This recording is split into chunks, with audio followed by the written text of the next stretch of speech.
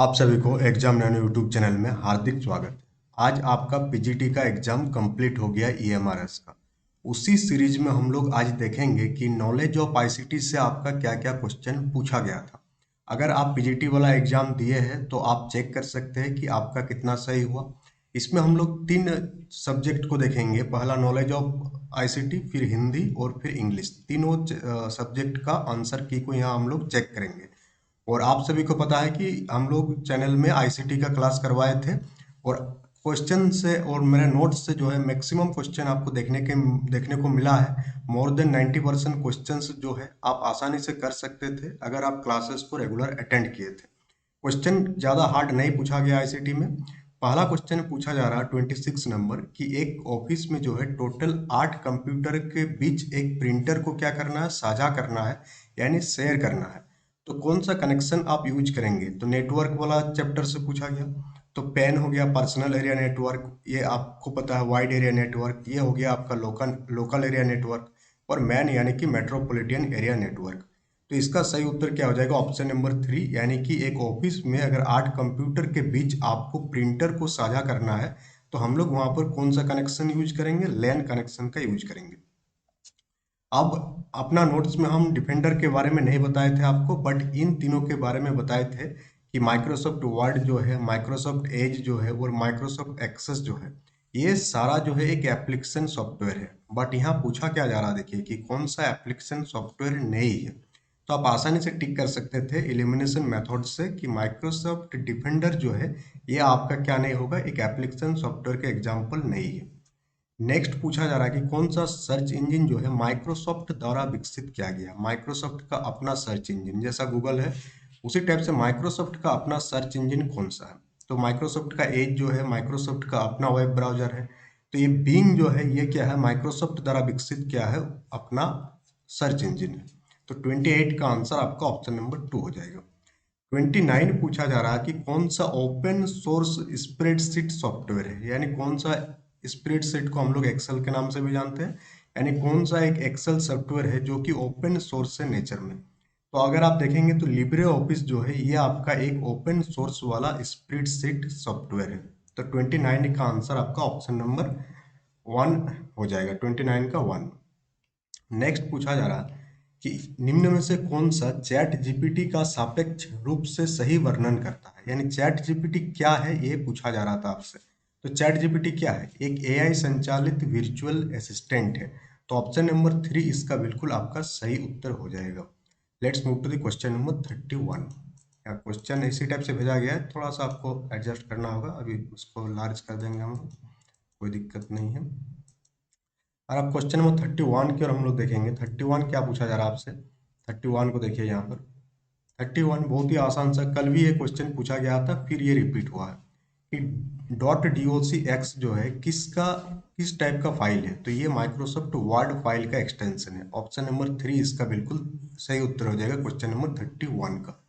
Next पूछा जा रहा है कि कौन सा प्रोटोकॉल यूज किया जाता है ईमेल भेजने के लिए इंटरनेट में। तो इसके लिए हम लोग ऑप्शन नंबर 4 एसएमटीपी प्रोटोकॉल का हम लोग इस्तेमाल करते हैं। और ये भी चीज़ आपको ऑब्जेक्टिव क्वेश्चन जब करा रहे थे तो बता चुके हैं। बहुत ही आसान सा क्वेश्चन है। ऐसा कोई विद्यार्थी नहीं होगा इसमें जिसमें वो 90% से अबव मार्क्स इसमें नहीं गेन किए होंगे। अगर आप नहीं किए होंगे तो यानी कि आप बहुत ही पीछे होंगे आप। क्वेश्चन नंबर 33 पूछा जा रहा है कि कौन सी डिजिटल सिग्नेचर की मुख्य और प्रत्यक्ष विशेषताओं में से एक नई है पूछा जा रहा है। डिजिटल सिग्नेचर का क्या क्या विशेषता है? पहला चीज नई है पूछा जा रहा है, ध्यान दीजिएगा। ये पहला तो ये ऑथेंटिसिटी प्रमाणिकता का परिचय है। फिर आपका कॉन्फिडेंशियलिटी यानी गोपनीयता है इसमें, इंटीग्रिटी अखंडता, और फिर पूछा जा रहा है नॉन रिपुडिएशन अस्वीकृति असंभवता। इस क्वेश्चन को थोड़ा सा घुमाकर पूछा गया है। पूछा जा रहा है कि मुख्य और प्रत्यक्ष विशेषताओं में से नहीं है, किसका प्रत्यक्ष विशेषताओं में से नहीं है। तो इसका आंसर हम कमेंट बॉक्स में पिन कर देंगे आपको कि इसका सही आंसर क्या होगा 33 का। गलत गलत आंसर आपको नहीं बताएंगे क्योंकि ये थोड़ा सा आपका अलग टाइप से पूछा गया। नेक्स्ट पूछा जा रहा है कि कंप्यूटर मेमोरी के संदर्भ में कौन सा विकल्प जीबी का सही रूप है? जीबी यानी कि किस चीज को? तो गीगाबाइट। जीबी किसका है? आपका गीगाबाइट। 34 का आंसर आपका ऑप्शन नंबर 2 हो जाएगा। नेक्स्ट पूछा जा रहा है कि कौन सा कंप्यूटर सिस्टम में आउटपुट डिवाइस का एग्जाम्पल है। तो हम लोग सभी जानते हैं कि प्लॉटर मैप वगैरह को जो हम लोग प्रिंट करते हैं तो प्लॉटर का हम लोग यूज करते हैं। और प्लॉटर क्या है, आपका एक आउटपुट डिवाइस का एग्जाम्पल है पूछा जा रहा। ठीक, अब हम लोग नेक्स्ट क्वेश्चन देखेंगे जो पूछा गया आपका इसी से रिलेटेड है, आईसीटी से रिलेटेड है। तो यहाँ पर पूछा गया था आपसे कि इनमें से कौन सा जो है आपका सेवा गूगल द्वारा विकसित की गई क्लाउड स्टोरेज सर्विस है।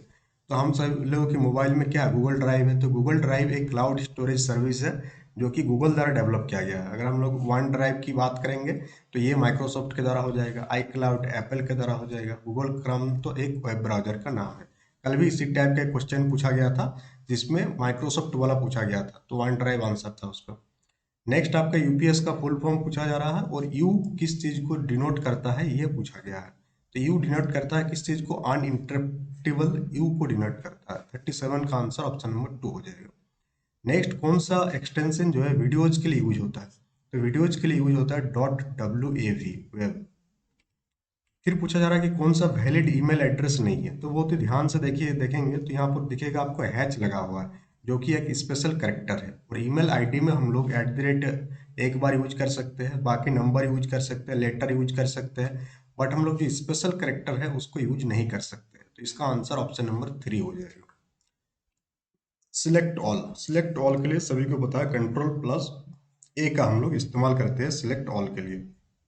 अब हम लोग देखेंगे आपका हिंदी और इंग्लिश वाला, क्योंकि हिंदी और इंग्लिश में आपको क्वालिफाई कीजिएगा तभी जाके बाकी वाला कॉपी भी आपका चेक होगा, यानी बाकी जो भी आप टिक किए होंगे ओएमआर में वो तभी चेक होगा जब आपका ये 2 सेक्शन क्या होगा, क्वालिफाइड हो जाएंगे। तो इन दोनों सेक्शन का आंसर हम आपको बता दे रहे हैं। इन दोनों सेक्शन का क्लास हम नहीं करवाए थे, क्लास आपका सिर्फ आईसीटी का ही रेगुलर कराए थे और करंट अफेयर्स का लास्ट में हम क्लास आपको करवाए थे। रेगुलर क्लास आईसीटी का ही हुआ था आपका चैनल में ईएमआरएस एग्जाम को लेकर के। जनरल इंग्लिश से आपसे क्या क्या पूछा गया और उसका आंसर क्या। तो अगर आप ध्यान से देखेंगे क्वेश्चन नंबर 101 को, तो Kamala was all alone when I saw her. तो पार्ट्स ऑफ स्पीच आपको पहचानना है। यहाँ से आप आइडिया लगा सकते हैं हॉस्टल वार्डन वाले कि पार्ट्स ऑफ स्पीच को बहुत ही ध्यान से पढ़ के जाना है, क्योंकि वहां से आपका क्वेश्चन फ्रेम होगा। तो इसका आंसर हो जाएगा ऑल, जो है क्या है, एक एडवर्ब है। फिर इसको आपका अरेंज करना था जम्बल्ड वाले को, तो अगर आप अरेंज कीजिएगा तो इसका क्या हो जाएगा। सबसे पहले हम लोग दा से स्टार्ट करेंगे, अगर द प्रेजेंट वार्निंग, तो डी का ऑप्शन नंबर एक ही है, तो इसी हिसाब से ऑप्शन नंबर 4 बिल्कुल सही उत्तर हो जाएगा। The present warning is mild contrasted with what he received last year.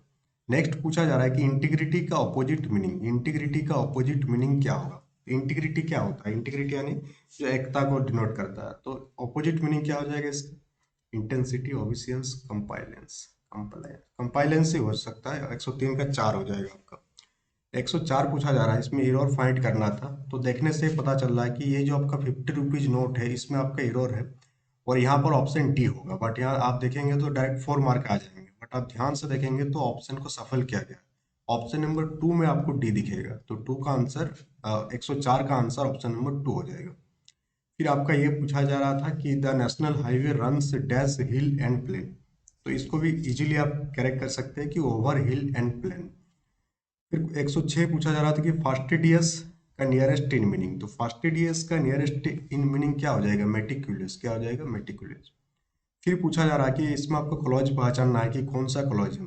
That he would score a century is almost certain. तो इसको आप चेक करके देख लीजिएगा कि कौन सा कॉलेज होगा। अगर आपको पता होगा कमेंट बॉक्स में कमेंट करके बताइएगा इस पे 107 नंबर।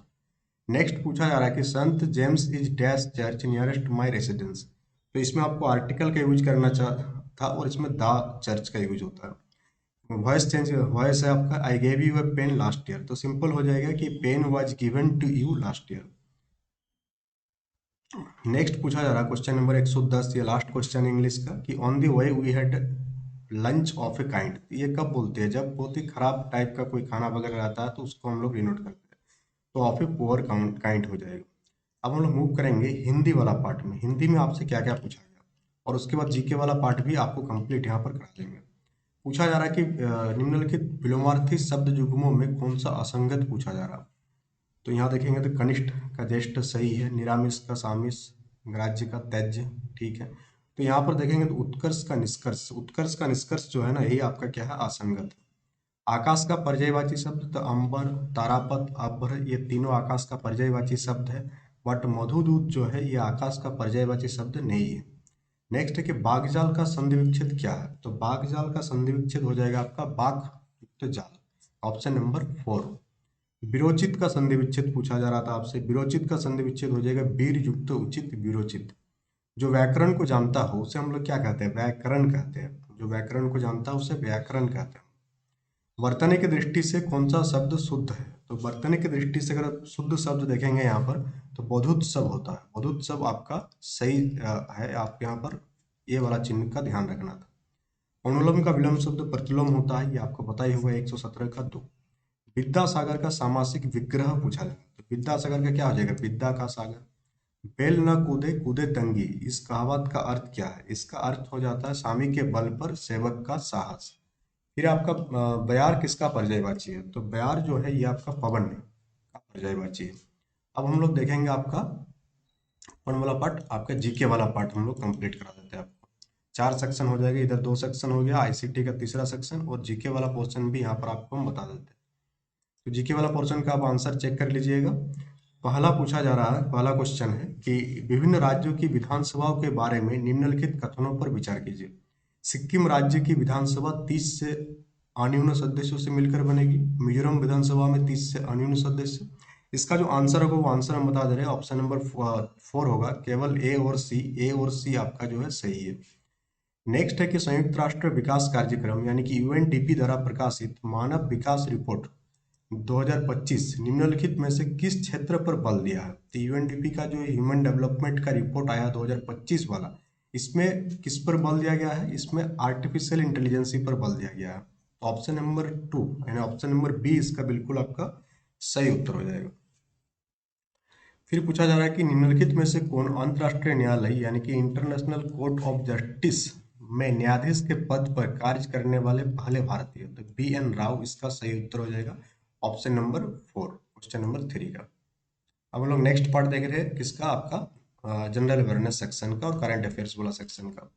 यहाँ पूछा जा रहा है क्वेश्चन नंबर 4, ये match which column is in the following is incorrectly match, यानी मैचिंग सही नहीं है, ये पूछा जा रहा है।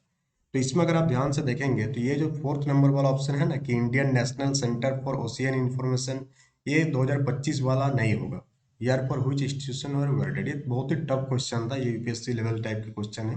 मैक्सिमम लोग इस क्वेश्चन को तुक्का लगा कर आए होंगे या गलत ही होगा, तो इसका ऑप्शन नंबर 4 हो जाएगा। नेक्स्ट आपसे पूछा जा रहा है क्वेश्चन नंबर 5 कि अगस्त 2025 में क्षेत्रीय सहयोग को सुदृढ़ करने के लिए भारत ने बिम्स्टेक की किस कार्यक्रम की पहली बार मेजबानी किया? तो पहली बार जो मेजबानी किया गया भारत, उसमें आपका जो इवेंट था, नाम था उसका प्रथम विशेष रूप से समर्थ बालकों का शिखर सम्मेलन। 6 पूछा जा रहा है कि किसे राष्ट्रीय मानवाधिकार संस्था को प्रत्यारोपित करने का कार्य सौंपा गया है? तो किसको सौंपा गया है? आपका GANHRI को सौंपा गया है। टोटल 10 क्वेश्चन है इसमें, ठीक है। बाकी पार्ट भी आपको यहाँ डिस्कस कर दे रहे हैं। रीजनिंग वाला आप किसी और चैनल से कर सकते हैं जहाँ से आप रीजनिंग पढ़े होंगे। नेक्स्ट पूछा जा रहा है आपसे कि साहित्य अकादमी द्वारा उर्दू भाषा में 2025 के लिए बाल साहित्य पुरस्कार के लिए चयनित पुस्तक कौमी सितारे के रचयिता कौन है? किताब का नाम क्या है? कौमी सितारे। याद रखिएगा, पूछा जा सकता है क्योंकि एक दो क्वेश्चन तो रिपीट हुआ ही है। आप आईसीटी में देखे रिपीट हुआ है, तो जीके के सेक्शन में से भी रिपीट देखने को मिल सकता है आपसे। इसका हो जाएगा अब्दुल रहीम नस्तार, इसके लेखक है किस किताब का? कौमी सितारे। नेक्स्ट है कि फिडे विश्व महिला कप शतरंज चैंपियनशिप 2025 के बारे में कौन सा कथन गलत है? ये पूछा जा रहा है। तो इसमें गलत कथन क्या हो जाएगा कि भारत के दिव्या देशमुख ने ये चैंपियनशिप जीता, ये आपका गलत हो जाएगा। नेक्स्ट है कि वर्ष 2024 में साधारण निर्वाचन में किस राज्य में महिला मतदाताओं की संख्या सर्वाधिक रही है? तो किसमें रहा? असम में आपका सर्वाधिक देखने को मिला। नेक्स्ट है कि भारत में निम्नलिखित में से किसे शिक्षा का अधिकार अधिनियम के अंतर्गत बालकों की शिक्षा के अधिकार के प्रबंधन के दायित्व सौंपा गया? तो ये दायित्व आपको मिला था राष्ट्रीय बाल अधिकार संरक्षण आयोग को। तो आज के सेशन में हम लोग डिटेल में चर्चा की 3-4 सेक्शन का। बाकी सेक्शन का आप मैच करा लीजिएगा जहाँ से भी आप पढ़े हैं, क्योंकि वो सारा सेक्शन का आंसर तो दे सकते थे बट वो बोरिंग टाइप से लगेगा आपको, क्वेश्चन बता रहे आंसर बता रहे। बाकी आपका आईसीटी सेक्शन जिसका हम रेगुलर क्लास आपको करवाए थे, वहाँ से मैक्सिमम टू मैक्सिमम क्वेश्चन आपको देखने को मिला है। तो इस प्रकार से ये सेशन यहीं पर कंप्लीट होता है। चैनल में नए हैं तो चैनल को सब्सक्राइब कर लीजिएगा, वीडियो को लाइक कीजिएगा, और टीजीटी वाला जैसे क्वेश्चन पेपर मिलता है तो टीजीटी वाला का भी आपका जैसे सॉल्यूशन इसमें प्रोवाइड कराया गया, सेम सॉल्यूशन आपको उसमें भी प्रोवाइड करा दिया जाएगा, और ये पीडीएफ आपको टेलीग्राम चैनल में मिल जाएगा। That's all for today, thank you.